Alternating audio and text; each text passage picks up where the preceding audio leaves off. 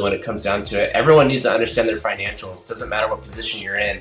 You need to understand what that cash flow is and what you can do to increase your margins at the end of the day.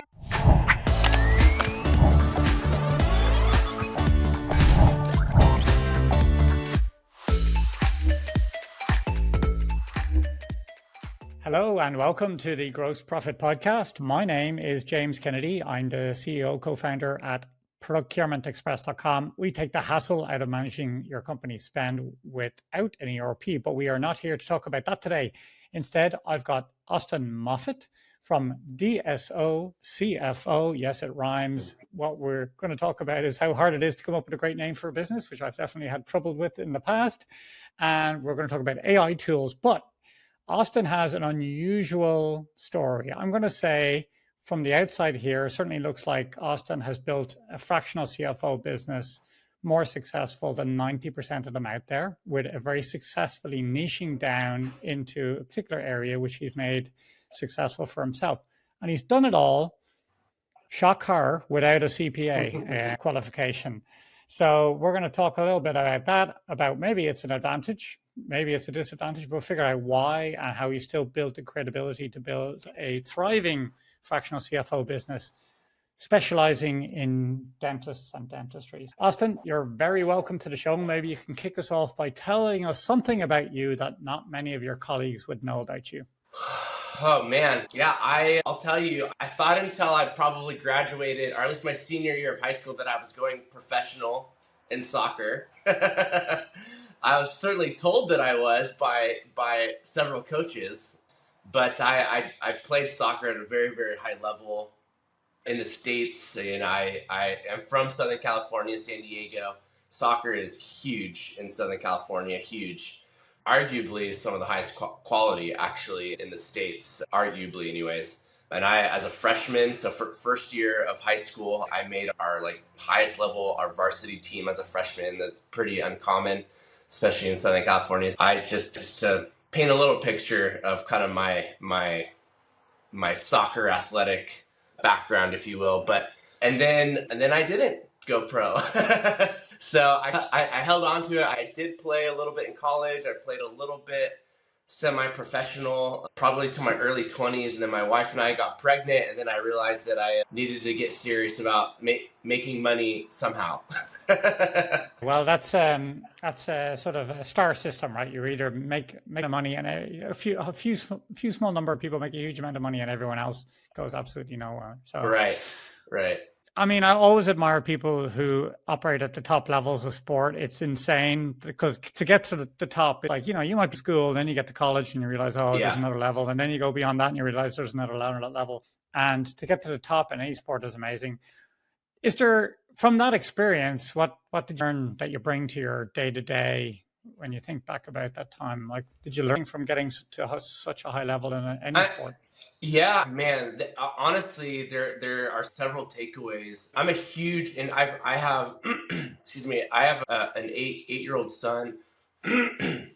We have him playing at the top level, and obviously there's some skill behind that. But because of my background, I was playing with such high level people. And look, yes, you have the athletic ability, but just like in any sports, there's a ton of strategy involved, right? There's a lot of thinking on your feet, thinking in the moment, right? Hey, if I run over here, I'm going to create space in this gap.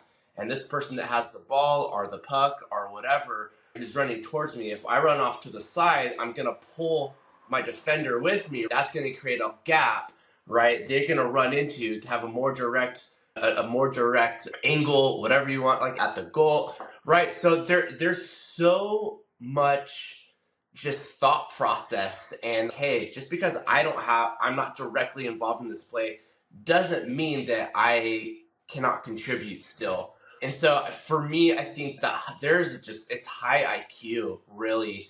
And so I was playing with these players that if you get to this level, you have to have that type of IQ to be successful, to contribute. And so for me, I just look, whether it's in sports, it's chess, it's business, it's whatever. These people with high IQs, they're successful in what it is that they do. just so happens that we were playing a sport. For sure, that's likely going to carry over into some other aspect in business, in life, in whatever. And so for me, that was the biggest thing. It was so cool to interact with those people. And frankly, that's why I wanted my son and my daughter, frankly, who's also in high level in gymnastics. I wanted them to be at the top because you're interacting with these kids, these other athletes that have high IQs, yes, in their given sport or whatever it is that they're in, but it carries over into other things also. And so for me, that's huge. And something I didn't realize at the time, now as I look back, I look at some of these other players that I've played with, and some actually went to go play in Europe, right? Some I've got a best friend that I grew up. He's the goalie of the U.S. beach soccer team. So you've got some that are still in that profession, which is awesome. But others they're successful in other things. And again, it's high IQ, right? So that's a big one that I did not even consider until a little bit later in life. And I was really appreciative of being in those positions. But then also, I love the teamwork, just being involved in a team, right? I know my position, I know what I'm here to do, and then I know what these guys are here to do, right? So I can lean on them. I don't have to do it all. You can't do it all, right? And so you have other people. And so for me, that's been a really big takeaway. And as I've built my team in my current firm, I've almost treated them like, all right, I've got my A players, my B players, my C players, right? And I lean on them, work with them accordingly. And so it's definitely carried over. And then lastly, of course, I didn't just play soccer on grass fields only during practice. I had siblings. We would play in our living room. We would play in our bedrooms. We would play in our front yard. We would go find like people that were playing street soccer in Southern California, right? And so you got to play in these other areas. And I'll be honest, it was those moments that I actually think I got more passionate about it. It's not just in school. It's not just in a classroom setting. It's not just sitting down with the client. It's on the weekends, reading a book about leadership, or that taught me that, hey, it's not just here. You need to continue if you really want to be at the best of the best, or grow into a certain area, or whatever, achieve it is whatever you want to. It's more than outside of like a formal learning setting. If you can get it anywhere, if you really want it, right, it's going to feed into your future, whatever it is that you're trying to achieve. Yeah. Okay, so listen, normally at this stage I ask people about how they got credentials, but I already tipped us off here that you didn't end up, and this is I feel like an industry where credentials people are super proud of them. They're very particular about them, if you like, and I feel like they're lent on a lot, if you like, and you often see it. So how did you manage to build, first of all, give us the headline of where your firm is today, and then go back to the story about how you managed to build this firm, yet not going a traditional route. Yeah, no, definitely not traditional. In fact, I didn't even know I'd be in this position like 4 or 5 years ago, honestly, if I'm being honest. The firm, I'll just tell you, so today we have about 200 plus dental practices as our clients, not necessarily doctors, but dental practices. We have, and I could speak to this a little bit to our niche. We work with dental practices, single practices, multi-location practices, DSOs, hence the name DSO CFO. DSO is Dental Solutions Organization. Really just, it's a management company really to oversee dental practices, provide certain professional services to those practices. And that's a totally separate discussion, but that's our niche, is being able to provide clean financials, simple financials to these DSOs, these management companies, these multi-location companies, because it is relatively new going multi-location in the industry. I would say the last 10, maybe 15-ish years, I would say it really came up. We're here to provide that accounting, that finance visual, and that aid, if you will. But we all started, so my older brother of about 10 years, he's a wealth advisor. He started, and I could go back further into my grandfather, but maybe that's for a little bit later on this discussion. But my brother, he's a wealth advisor to only dentists. He's helped dentists retire how and when they want to. And it wasn't until he's like, hey, these doctors, their gold nugget to retirement is their dental practice. And when they sell that, when they're in their 60s or whatever, right, they sell that for a couple million, right? And then they sell off into the sunset and they don't ever look back. And he's like, hey, I'm going to really provide an additional value to my clients if I understand the dental, I understand a little bit of the operations of the dental practices. I could help them create more cash flow, increase their EBITDA, right? All that stuff that makes their multiple and their valuation go up. And so he did that, and he's like, hey, I kind of think I know this dental space. Like, long story short, he ended up owning 8 dental practices between Southern California and Arizona. And he said, hey, we need an accounting. So he brought me in. And this was years after I'd been doing accounting for other private companies, startups, if you will, and just said, hey, go ahead.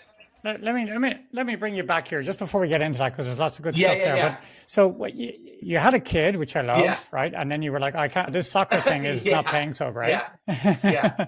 So bring me back to that moment, and what happened then. Oh man, so studying accounting, doing accounting, all that. I graduated, I done with school. I started working in a custom wheelchair company in Southern California. About 60 days into my very first job ever out of school in accounting, and I was working as like just your basic staff accountant, right? Doing so much administrative accounting things. Our controller, I'll tell you this, the IRS walked into the front doors. I'll tell you that. They walked into the front doors and said, hey, you owe us about 250, it's actually, I want to say it's about $260,000 worth of payroll taxes that you haven't paid for 3/4 of the year. And the controller, a tough position for him. The company was not awesome on cash flow. I think he felt like he was doing a good thing by paying the net wages of the employees, but withholding the taxes. And so so that built up over time, and then obviously caught up with him. He got let go, and he was like in his like mid-50s. So I think he's a pretty experienced guy, controller, and we shared an office together. Anyway, he got let go. The CEO and the COO, I knew the COO really well. He actually was one that got me the job, and they just said, all right, Austin, here's the keys to the kingdom. It was about an $8.5 million company. So not massive, but big for someone in their mid-20s right out of school to be able to have the keys to the kingdom, if you will. And that was an incredible experience for me because I had immediate concerns. A, I'm not experienced. B, I don't know what to do. And C, I'm being set up for failure. And I raised all those concerns to them, and they were so cool. They were very understanding. They said, look, we know the situation is not ideal for anyone, but you're here. We like you. We're going to be patient with you. We'll coach you. We'll train you. Obviously, they didn't have a background in accounting, but I was rubbing shoulders with these guys almost on an every other day basis, these executives. And so I got a lot of training and coaching just by being in these meetings from an executive level. And then anyways, so obviously I made a ton of mistakes, but they were super patient. They walked me through stuff. And then about a year and a half later, we ended up bringing in a CFO when we were in a little bit better of a cash position. But it was like a former VP of Ernst & Young that came in as the CFO. And so she's from England, amazing. I mean, I learned more from her in our time, and we shared an office way more than I ever learned in school, right? Because it was like real life, it mattered. Questions on the spot were addressed, taught, and I feel like that's really where I flourished and really gained a passion of accounting, finance, all that stuff. And it was an incredible experience. It's not the first time I've heard people talk about having a great mentor early on that made a big difference. Someone with great experience in a situation like that, someone with the big firm experience to be able to pass on, say, this is what really matters. And then I love that idea that in the classroom, it's playing the stock market with fake money. You don't pay attention properly. But then when it's real money, God damn it, you're paying attention. You change your change your behavior.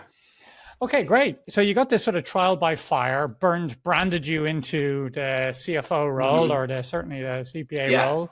And then I can see now, okay, DSO CFO, I was making fun of it a little bit, but actually it's an insider term, right? Very neat. Yeah, if you're in that business, okay, straight away, this guy exactly is for me.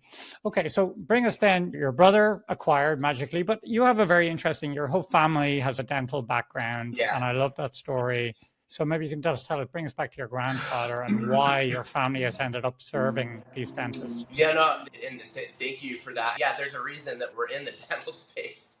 Really, my grandfather was an orthodontist in the Los Angeles area. He's very successful in the 80s and 90s, but he owned three orthodontic practices in the LA area. Really, and I mentioned this before, like going multi-location, relatively new-ish in the dental space, and so he was a hipster in a sense where he did it before really, and so he did it because he was so successful, and he said, "Hey, if I can do it here, I think I can be able to replicate it." And so he did it in the 80s, and I was born in the late 80s, so I can't really speak to this confidently, but I am fairly certain there weren't too many people doing that, at least in the LA market, and so he was kind of paving the way to do that. Did very well for himself. My dad tells stories that in the summertime, they would spend a month to 2 months on Balboa Island of Newport Beach in Southern California, which is very nice. And they would have a beach house. He tells a story that my grandmother would have her grand piano shipped from their home in LA, from the LA hills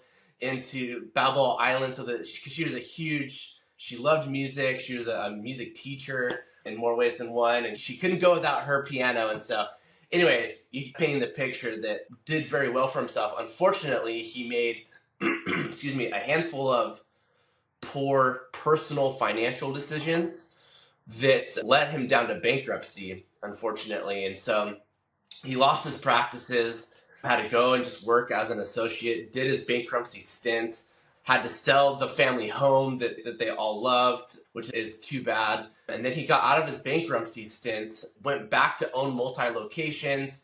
In 1995, he had a heart attack. Unfortunately, he was at my parents' house, our house. We were having dinner. He had a heart attack. Nobody knew about it. They just got up and left. My grandfather and grandmother got up and left, got to the hospital too late. It had already just taken its toll. He didn't die then, but it was massive impact. Fortunately, that forced him to, he forcibly retired and went bankrupt again as a result. And so we realized my father, my dad and my brother, they're both they're financial advisors, right? And they're like, look, these doctors, they do so well for themselves, but they don't always make the best financial decisions for themselves. And so that's how we got into that. And so my dad and my brother, and frankly my brother-in-law, all financial advisors. And so they focus on doctors, not just dentists, but also like medical doctors. My brother went the dentist route because there's a huge need, huge opportunity, right? And then of course my brother getting practices. I come in on the corporate finance side of things, but that's how we got in. And that example still exists today. Look, I have a buddy. He just filed bankruptcy 2 Tuesdays ago. He owes $8.3 million in debt to the banks. He had double-digit practices, and he could not meet his bank covenants, and the bank took over, took him to court. He filed bankruptcy. So it's still ongoing, unfortunately. So there is still a need. And again, only dental practices, double digits. And unfortunately, it is what it is. And sometimes it happens to the best of us, but there's still that need today. Yeah, and these covenants isn't necessarily always just about making your repayment, right? There's all sorts of other debt ratios and so on that can trip you up. And even if you have money in the bank and you're making your repayments, there's several ways to mess this up. Correct. Not just as civilians don't realize, but Yes. If you don't know the different ways to can trip you up, you might not even know. And it might be, the weird thing is, it might be your accountant who is the one who discovers it, and then ultimately their responsibility to report it, and then like that, and you can get this weird situation where the CFO has this knowledge, and how they decide to declare stuff can have a huge impact on the business. Correct. So you have to be really tight with your CFO because they will notice. Yeah. Okay, so the thing I love about this is I only came to this maybe last year, year before. There's a quote on Twitter, and I'm going to remember who made it, but it was basically if you don't like frat boys, don't open an Irish pub. And the idea is basically If you don't, a lot of people think when you start a business, well, you do something, but then that's for amateurs. But solving a problem, that's what you really want to do. But the next level beyond that is find a person you really like an avatar if you really like, and solve problems for them. And so long as they have money, you'll be fine. You actually don't even have to know what the problem Sure. is. You just have to know that they have money and they have problems. You don't have to know what the problems are. But the easy mode is just asking them and then go fix it. And that's a great formula. So that's why I don't know, but I'm guessing this is a large part of how your progress so far has been so good, is that you started with, listen, I just love dentists, and you have a mission and you have a great story, like a stick of rock all the way through. Right.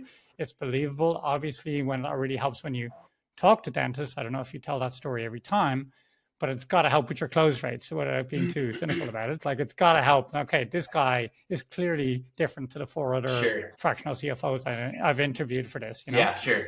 Yeah, I actually don't talk about it much, to be honest. It doesn't come up. I would say when we talk to doctors though, and look, we have a niche, right? We know, like, we have an ideal client, right? We know what that looks like. We know who those are, the size, the revenue, all that. And we try to really keep things simple. I actually don't ever bring that up, to be honest with you. In fact, I would say most people in the industry probably don't even know that background. So that's probably actually a failure on my end, if I'm being honest. But I think that the biggest thing for us is these doctors, look, they don't go to business school, right? Let alone go to any finance or accounting school. But for a lot of the times, they come out as these associate doctors, these dentists, and then they they acquire a business. Guess what? Now Yeah. you're an HR manager. Now you're responsible for understanding all these loans and these terms and so much, right? Operations, efficiency, inefficiencies, right? Now you have to go. So it's on and on. But for us, it's, hey, look, we know you're in the chair producing, your client, you're patient facing, right? You're there to make the patient experience, the quality of care very good. Why don't you let us help you on the other side of things, and just so you understand in a very simplistic manner your cash flow, where things are working, where they're not working, areas that you can focus to improve to increase your cash flow, increase the value of your practice, because you're having these DSOs, these management companies, private equity grow a ton in the dental space. And so they're knocking on a lot of these doctors' doors saying, hey, we love your practice. We want to offer you X. How do you know if X is a great offer or not great offer? I would say a lot of times they don't even know, because they don't even know. They probably don't even know what their EBITDA is, right? They don't know what the value of their practice is. They don't know if the multiple that they've been told is good or not, right? And so we really empower our clients, and not even our clients, just the doctors in our industry, just to be armed with that knowledge so that they feel like they're not getting screwed. You know what I mean? And that's really our approach. And it's not hard. It's not a hard sell. There's a lot of incredible firms out there. We're just very transparent because we've been there and we've done that. I've been involved on the actual ownership of the DSO, right? So we can speak to that side as well, which I think a lot of doctors can appreciate, that, hey, we've been in the trenches. Like we know we know that pain, but let us speak from the accounting and finance side of things. So let me ask, what makes accounting for a DSO different to a regular business, another business? What is the income statement different, or is there different things you have to watch out for? Yeah, there is. Just like in any niche, right? I'd say that there are KPIs, that these financial KPIs that these doctors need to know. And I would say, look, in any business, the income statements, they're not really that much different. You still have your cost of goods that are incredibly important, right? You still have other GL accounts or whatever items. I'll go back to those KPIs that are important to a business. But I would say the two main areas, and it's probably the same in most businesses, is like your cost of goods and then your payroll, right? That's really it. But I will say, but we know what those should be as a percent of revenue. Doesn't matter if you're doing $500,000 a year, if you're doing $5 million a year, right? At that percent of revenue, we know where you should be. And there's about 6 to 7, call it 6 to 8, if you will, really KPIs that doctors should fall in line. And if they do that, then they more often than not, their cash flow is awesome and they're very comfortable. They're not stressing. They're not having a hard time sleeping at night. Their mental health is great because the finances are good.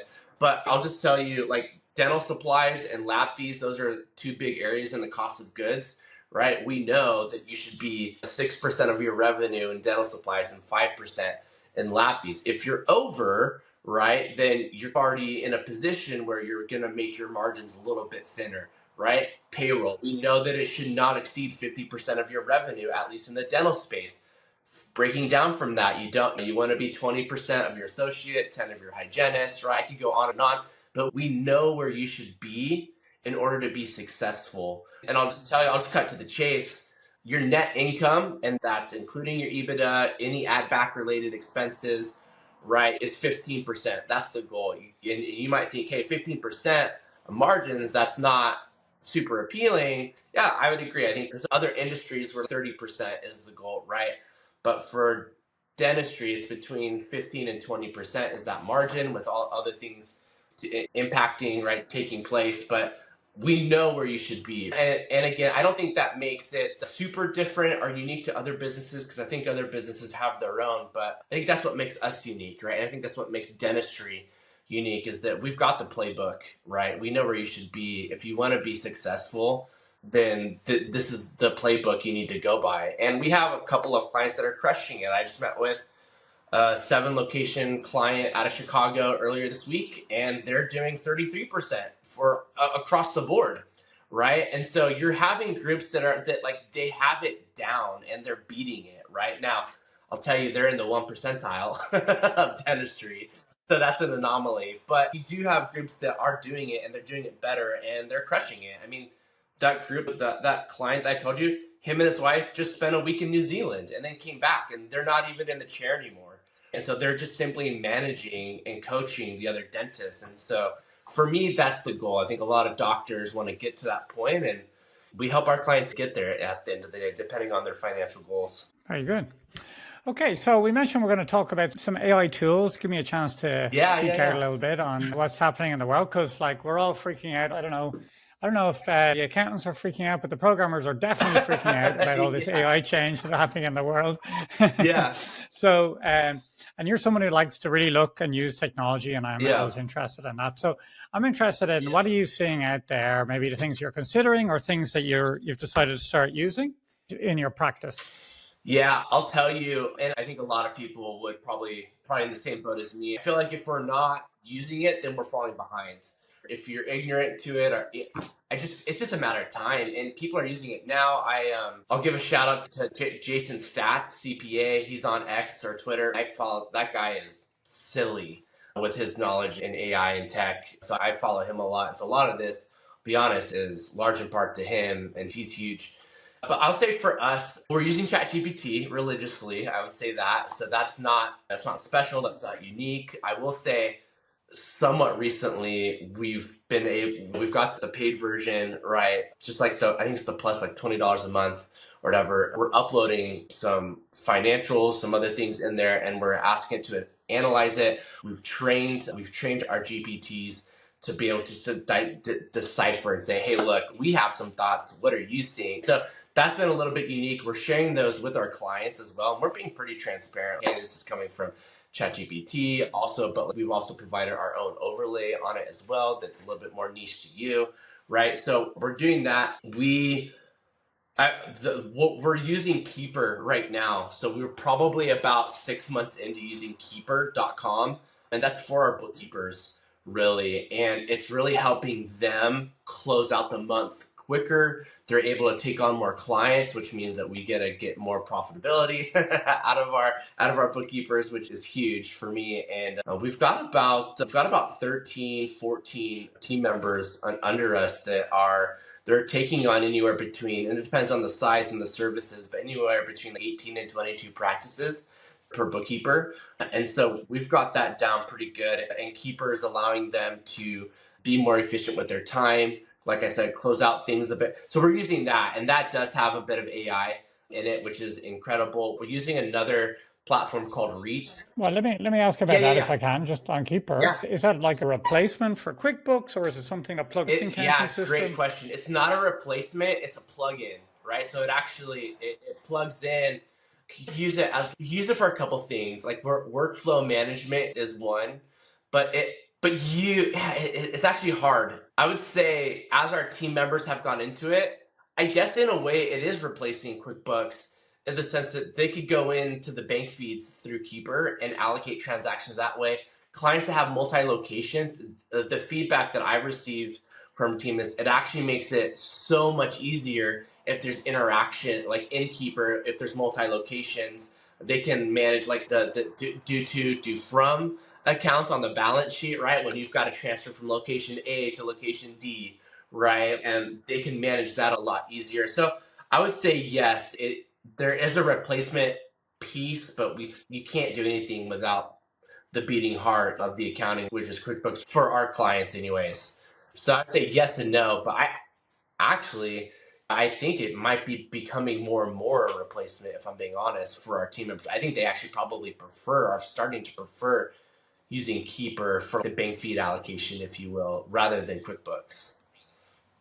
Okay. And let me ask a sort of practice management Yeah. question, which is you've got more capacity here. So a smaller number of bookkeepers can do more work. Yeah. How does that come through to the client? Are you still charging hourly, or is the client, because there's three camps. There's people who are doing the work they used to do and going home early in one camp. There's the camp that are ignoring it altogether and working a full day and going home. And then there's people who are using AI all day long and they're just achieving a lot more. So how do you balance that with the clients? If the clients know you're using AI, are they expecting more for less, or what's your strategy there? Yeah, I mean, look, ChatGPT, we're only utilizing it now for like financial analysis, right? So when we send out the financials, we'll we'll copy what ChatGPT says if we like it. Now, of course, we all know that you can't just copy and paste, at least right now, from ChatGPT. You're gonna have to custom. It does 80% of the work, right, for you. But like Keeper, for example, we haven't really told our clients that we're using another platform. Not that we feel like we're hiding it from them. We just haven't felt like we've needed to. It's a platform that our team is using to make their time more efficient, as long as it doesn't impact the timing of the deliverables, the quality of the deliverables, and if we don't need to involve our clients in any more involved, we don't feel like we need to. So I haven't said anything. Our fees, we're flat fee based, and so I've always loved flat fee based. I actually, and this is probably me showing my lack of experience not being in an accounting firm, and here I am running one. But I've actually hated doing hourly, to be honest with you. I hate tracking it. I hate feeling like a micromanager. That's just me personally. I'd rather be flat fee. And look, sometimes it bites us in the butt, and then other times I feel guilty that we are flat fee. There's a balance, right? But I've always liked that because I like being predictable. I like our clients knowing what their fee is. We've had clients come over to us from leaving other really very great firms that are hourly because they get a surprise invoice out of nowhere saying, oh, by the way, we spent a bunch of time cleaning up 2024 so that the CPA could file taxes appropriately. And yeah, even though we were working in your books in 2024, we spent like X amount of hours cleaning up. Here's a bill for X, right? And the clients lose it, right? I didn't know this. This is absurd. I'm not paying for this. Why didn't anyone communicate this with me? Versus, hey, this is a flat fee. Right. If it's outside of scope, then we'll let you know, and then we will charge hourly, right? But it's like, I would say 9.5 times out of 10, we don't actually go back and charge for those fees. Because if we need to go back in that scenario I painted, if we need to go back and clean up some stuff in 2024, and that was us handling the books, then we probably should have cleaned it up or noticed it then. So we're not going to charge you extra for stuff that either we did or did not do, or we just weren't made aware of. And so we're flat fee, and that does not go up or down depending on what tech, if I'm being honest, So that's great. If you can do it, then it also builds equity value in your own business, right? So if which is great as well. It's smart. It's just people are afraid because they don't know. But again, I guess the value in niching down, you get to know this type of client better. There's less outliers. If you're dealing with a bricklayer one day and a hairdresser the next day, it's hard to smooth that out. But if everyone has a similar process, again, shows the value in niching. Okay, cool. All right, we got a bit off track. So let's pick two more. Let's give two more tools for the audience, and then we'll wrap it up. Yeah. So those are the two. I'll tell you, we're looking at a couple others. We've got Reach, and I actually don't have that on my tech stack for you, but Reach Report, it's actually a local. I'm out of Utah. Our firm is based out of Southern California. I just happened to move from Southern California to Utah, but it's a local company out of Utah called Reach Report. It's a plug-in to QuickBooks, and it actually goes in. It will take the financials and then it'll provide visual. It's just like a PDF visual aid, different colors. It's very good for doctors who maybe just are maybe a little bit more intimidated looking at a bunch of numbers on a spreadsheet, right? It takes that data and it just turns it into graphics, into visuals, just a little bit more digestible for the clients. And then we're able to customize it to highlight just the KPIs, and then also gives them the opportunity to see their full financial statements. But we really like using that. I would say it's another value add. We actually don't charge more for that. It does cost us money per set of books that we plug in, but we don't charge our clients that. We don't pass that on because we feel like it's a selling point. It's another value add. It allows our clients to understand their financials in a little bit different digestible form. And again, for us, we're all focused on the doctor. If they don't understand what the heck is going on in their business from a financial standpoint, then I take it upon myself to saying that we're doing it wrong then for them, right? We're not doing our job. If they don't understand what's going on, then that's on us, right? And so this Reach is really good. And then they have a dashboard that actually we just started to tap into recently. And everyone is asking for dashboards. They want to see stuff live. And so that's another platform that we're using now that we're receiving incredible feedback. It's just going to be part of our tech stack as a company as we move on. So that's another one. The other serious, and I'm sure you've heard of these guys often, they're very popular in the accounting firm world, but it's Carbon. Carbon, it's not something we're using now, but we definitely have our eye on it. We will be using Carbon at some point. It's just another workflow management, CRM, if you will, for accounting firms. It is amazing. I've only heard amazing things about it. Talked to a lot of people, a lot of firm owners, accountants that have used Carbon in the past, and I've only heard really good things. We will be using that at some point as our firm grows. So that's another platform that we've really got our eye on. Cool. All right. We'll link them up then for people. If you're a fractional CFO, you can check them out. Maybe get some inside tips here. Now, interestingly, at the end, I normally ask people who should reach out to you and how, but the who is very clear, right? For me here. Yeah. So that just leaves exactly how can people get in touch with you? And maybe is there a limit? Is it just US dentistry firms? Or do you do work in Canada or anywhere else? What's the limit? Yeah, great question. We have worked with some Canadian clients, and I'll tell you that we run into these Canadian groups frequently at the US dental conferences. I'd say Canadian dentistry is about 10 to 15 years behind the US, and so I think it'll probably get a little bit quicker because they're seeing us do it and some of the pain points. They could hurdle over those pain points. But yeah, look, we're interested in working with pretty much anyone from North America. I've definitely expressed interest in looking at Europe. I know it's a different model than the States, but look, they just had the Women in DSO conference in Germany a couple months ago, right? And so, it is growing in Europe, and there will certainly be a need, no doubt. And we're here just to help any dentists, really, when it comes down to it. Everyone needs to understand their financials. It doesn't matter what position you're in. You need to understand what that cash flow is and what you can do to increase your margins at the end of the day. That's why we're in business at the end of the day. But yeah, I'm very easy to get a hold of. Our website, if you go to contact us, that gets to me within 24 hours at the latest. And then LinkedIn, I'm pretty active on LinkedIn every day. The dental vendors that service a lot of the dentists, very active on LinkedIn. I wasn't aware of that until a couple of years ago, but it is a hotbed for service leaders in the dental space. And yeah, I'm very active on there, and I respond to messages pretty actively. In fact, that's how we met, actually. It was on LinkedIn messaging. So very active. Yeah, I know. I like that. I've drunk the Kool-Aid on LinkedIn. I resisted for many years, and I'm now like, no, I'm all in. A lot of people still kind of poo-poo on LinkedIn, and there's probably some validity to that. But I will say it's been really cool being able to use it to spread our voice, really. It's been very beneficial. I agree, 100%. All right. Thank you, Austin. Thank you. And thank you, dear listener, for getting this far, this deep. It's only the hardcore listeners who get this deep into Austin. I like to give them something as a reward at the end of the podcast. So everyone has an AI tool. Procurement Express doesn't want to be left out. So we have our own AI tool. It's called Red Flag. You can go to redflag.procurementexpress.com. What does it do?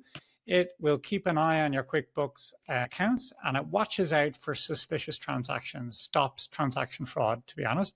So things like transactions at unusual times of the day, a round amount suspicious transactions at the end of an accounting period, other new vendors that are popping onto your radar that hadn't been there before. And that's something that you can try. You can get a free report at that website. And then if you want us to keep an eye on your books on an ongoing to make sure you avoid any waste, fraud, and abuse, we'll do that for you too. So and that's it. Thank you, dear listener. And thank you, Austin. This has been a great one. I really enjoyed it. Yeah, thank you for your time, James. Appreciate this.